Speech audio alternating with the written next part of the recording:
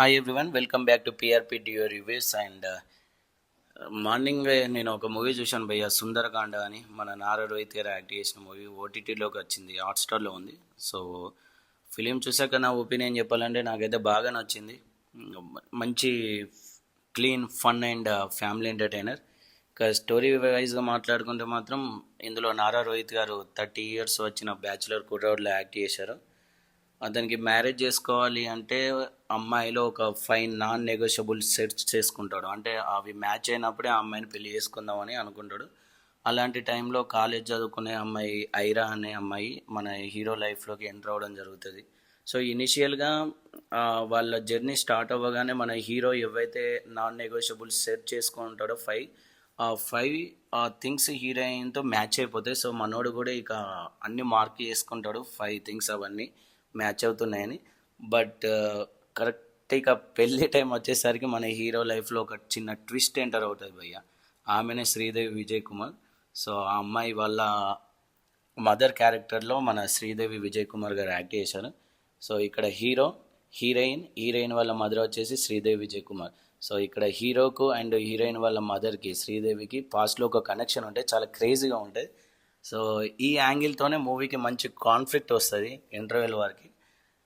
Then అది conflict మనకు starting చూపించేటప్పుడు కొంచెం ఎబ్బెట్టుగా అనిపిస్తుంది. హీరోయిన్ వాళ్ళ మదర్కి మళ్ళీ హీరోకి పాస్ట్లో కనెక్షన్ ఏంటి అది ఇది అని కొంచెం ఎబ్బెట్టుగా ఉంటుంది. But once second half start అయ్యాక ఆ మూమెంట్స్ కొంచెం క్రేజీగా వెళ్తే మనకు కూడా మంచి ఫీలింగ్ వస్తుంది. ఫన్ వేలో తీసుకెళ్ళడం వల్ల మనం కొంచెము అంత ఏం ఎక్కువ ఓవర్ థింక్ చెయ్యము. సర్లే ఇదంతా నార్మల్గానే ఉంది కదా అని ఆ టాపికే మనం మర్చిపోతాం. సో మెయిన్ పాజిటివ్స్ చెప్పాలంటే మూవీలో నాకు స్టోరీ నచ్చింది, ఎస్పెషల్లీ ఆ కాన్ఫ్లిక్ట్ పాయింట్ నచ్చింది. ఇప్పటివరకు ఎవరు అంత ధైర్యం చేయలే అలాంటి కాన్ఫ్లిక్ట్ పాయింట్ తీసుకోవడానికి. బట్ ఈ డైరెక్టర్ని ఒప్పుకోవచ్చు, దో ఇతడు న్యూ డైరెక్టరే, ఈ మూవీతోనే డెబ్యూ ఇచ్చాడు. బట్ స్టోరీ నార్మలే, రొటీన్ ఫ్యామిలీ ఎంటర్టైనర్, లవ్ ఉంటుంది అంతా అదే నార్మలే. నాకు ప్రవరాక్యుడు మూవీ గుర్తుకొచ్చింది మన జగపతి బాబుది, అలానే అనిపించింది. బట్ ఇక్కడ ఏంటి అంటే ఆ 5 నాన్ నెగోషియబుల్ సెట్స్ చేసుకుంటాడు చూడు, దానికి డిపెండెన్సీగా మన హీరోయిన్ క్యారెక్టర్ చూపిస్తాడు అని నేను అనుకున్నా. బట్ ఆ ట్విస్ట్ వచ్చేసి హీరోయిన్ వాళ్ళ మదర్గా శ్రీదేవిని తీసుకొచ్చేసరికి అక్కడ నాకైతే చాలా మంచి ఫీలింగ్ వచ్చింది. అదే నాకు మెయిన్ పాజిటివ్ అంటే నాకు ఆ కాన్ఫ్లిక్ట్ పాయింట్. అండ్ ఇక యాక్టింగ్ గురించి మాట్లాడాలంటే after a long time Nara Rohit గారు ఏమో మరి ఈ మధ్యలో అసలు యాక్టింగ్ భైరవం కూడా మొన్న చూసాను, నాకైతే అంత పెద్దగా ఏమనిపించలేదు అతని యాక్టింగ్. ఈ మూవీలో మాత్రం చాలా ఫ్రెష్గా అండ్ డీసెంట్గా యాక్ట్ చేశాడు.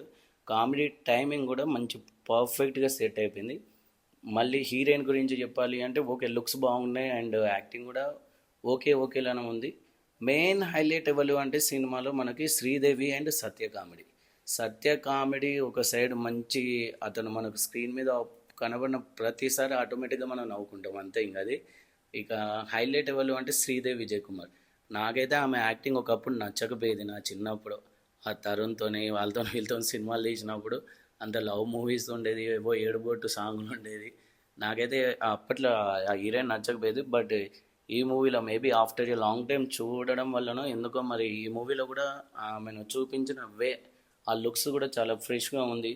ఇన్ఫ్యాక్ట్ కొన్ని సీన్స్లలో హీరోయిన్ కంటే ఈమెనే బాగుంది. హీరోయిన్ మదర్ క్యారెక్టర్లో యాక్ట్ చేసినా కానీ హీరోయిన్ కంటే ఈమెనే బాగుంది. సో యాక్టింగ్ వైజ్ కూడా చాలా అంటే చాలా మంచి కంబ్యాక్ ఇచ్చిందని చెప్పొచ్చు ఈ రోల్లో. అండ్ ఫ్యామిలీ ఆడియన్స్కి కూడా మంచి పర్ఫెక్ట్ క్లీన్ ఎంటర్టైనర్ ఫీల్ ఇస్తుంది ఈ మూవీ. ఇవాళ సండే మంచిగా బయట కూడా వర్షాలు పడుతున్నాయి, బయటికి వెళ్ళి మనం పెద్ద చేసేది కూడా ఏముండదు ఈ వర్షంలో. ఇంట్లో కూర్చొని మంచిగా ఫ్యామిలీతోని బిర్యానీ చేసుకొని తినుకుంటా, లేకపోతే ఫ్రెండ్స్తోని చిల్లుగా ఒక బీర్ వేసుకుంటే మంచిగా మూవీ చూసి మంచిగా టైంపాస్ అవ్వచ్చు. ఇంకా మూవీలో నెగిటివ్స్ లేవా అని నన్ను అడిగితే కొంచెం ఉన్నాయి నెగిటివ్స్. ఫస్ట్ హాఫ్ చాలా రేసింగ్ ఉంటుంది, బట్ సెకండ్ హాఫ్ వచ్చేసి పేజ్ అనేది కొంచెం స్లో అయిపోతుంది. ఎందుకంటే ఆ కాన్ఫ్లిక్ట్ వచ్చిన తర్వాత డైరెక్టర్ కూడా కొంచెం తడబడ్డాడు ఎలా డీల్ చేయాలి అని. అండ్ కొన్ని ఎమోషనల్ కూడా సీన్స్లో మనం చాలా ఎక్స్పెక్ట్ చేస్తాం, కానీ ఇక్కడ డైరెక్టర్ ఏంటి అంటే ఎమోషనల్ సీన్స్ని లైట్ తీసుకొని ఇక్కడ కామెడీ వేలో ఎక్కువ వెళ్ళిపోయాడు. అది ఓకే, నా వరకు అయితే నాకు ఓకేనే అనిపించింది. ఎందుకంటే నేను మూవీ చూసేది టైంపాస్ కోసం. ఒక 2.5 hours మూవీ చూస్తే నేను నవ్వుకోవడానికి, ఫ్రెష్గా ఫీల్ అవ్వడానికి నేను చూస్తున్నా. సో అందుకే కావచ్చు నాకైతే సెకండ్ హాఫ్ పెద్ద ఇబ్బంది అనిపించలేదు. ఎవరైనా చాలా సీరియస్గా మూవీ చూసి బాగా ఎమోషనల్ డెప్త్ కావాలనుకుంటే వాళ్ళకైతే సెకండ్ హాఫ్ చాలా ఇబ్బందిగానే ఉంటుంది. బట్ నా వరకు అయితే ఓకే. అండ్ మ్యూజిక్ అయితే బొక్కలా ఉంది. ఒక్క సాంగ్ మంచిగా లేదు. బీజిఎం బాగానే ఉంది. అండ్ ఇంకా ప్రొడక్షన్ వాల్యూస్ గిట్లా ఓకే ఓకే. ఎందుకు అంటే బడ్జెట్ కూడా చాలా తక్కువ మూవీకి. ఉన్నంత బడ్జెట్లోనే తీశారు. అండ్ ఎస్పెషల్లీ డైరెక్టర్ని మెచ్చుకోవాలి. డెబ్యూ డైరెక్టర్ అయినా కానీ ఇలాంటి కాన్ఫ్లిక్ట్ పాయింట్తో మూవీ తీయడం అయితే గ్రేట్. అండ్ మనల్ని కన్విన్స్ చేస్తాడు. మనకు స్టార్టింగ్ ఎప్పటిగా అనిపించినా కానీ క్లైమాక్స్ వచ్చేసరికి మనం కూడా కన్విన్స్ అయిపోతాం ఆ పాయింట్తో. అది తీసుకోవడం చాలా అంటే చాలా బాగా మంచి పాయింట్ తీసుకున్నాడు అని చెప్పొచ్చు. That's it guys. ఇది నా రివ్యూ. మీరు ఆల్రెడీ మూవీ చూస్తే మీ ఒపీనియన్ కామెంట్ బాక్స్లో చెప్పండి. అండ్ మూవీ చూడని వాళ్ళు అయితే మన హాట్స్టార్లో అవైలబుల్లో ఉంది, వెళ్ళి చూడండి. అండ్ మరిన్ని ఇలాంటి రివ్యూస్ కోసం మా ఛానల్ని సబ్స్క్రైబ్ చేసుకోండి. జై హింద్, బాయ్ బాయ్.